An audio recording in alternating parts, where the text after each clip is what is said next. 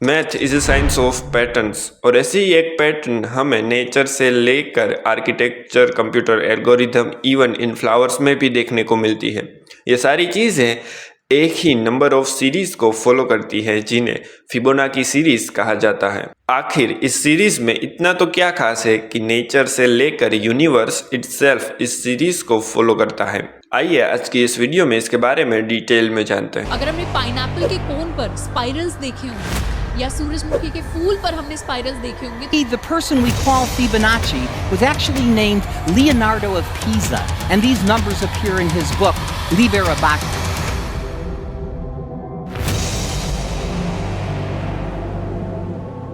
आइए सबसे पहले ये जानते हैं कि फिबोनाची सीरीज होती क्या है। फिबोनाची सीरीज में संख्या आगे की दो संख्याओं का सम होती है, जैसे कि 0, 1, 0 + 1, 1, 1 + 1, 2, 2 + 1, 3, 3 + 2, 5, 5 + 3, 8, 8 + 5, 13 और ऐसे ही आगे।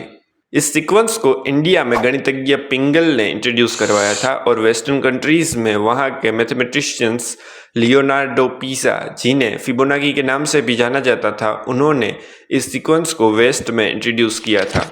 ब्रह्मांड में कई गैलेक्सीज और आपके शरीर में कई पार्ट्स भी इसी पैटर्न को फॉलो करते हैं। सोचिए आखिर कैसे एक गैलेक्सी में जो पैटर्न देखी जा सकती है वो आपके कानों में भी देखी जा सकती है। आखिर कैसे इतनी सारी चीज़ें इसी फिबोनाची पैटर्न को फॉलो करती है? इसके बारे में तो किसी को भी नहीं पता और इंटरनेट पर फिबोनाची सीरीज़ को लेकर कुछ ज़्यादा इन्फॉर्मेशन अवेलेबल नहीं है। अगर आप इस वीडियो से ज़्यादा कुछ जानते हैं, कुछ ज़्यादा इन्फॉर्मेशन आपके पास है, तो हमें कमेंट में ज़रूर बताएं। हालांकि हर पेड़, हर फूल, हर गैलेक्सी इस फिबोनाची सीरीज को फॉलो नहीं करती है। फिबोनाची सीरीज के नंबर को अगर एक दूसरे से डिवाइड किया जाए तो जवाब सेम ही आता है, जो है 1.61, जिसे गोल्डन रेशियो भी कहा जाता है। और ये गोल्डन रेशियो हमें कई सारे आर्ट पीसीस में देखने को भी मिलता है। तो ये जो प्रोपोर्शन है और ये जो प्रोपोर्शन है, इसका रेशियो अनुपात 1.618 होना चाहिए।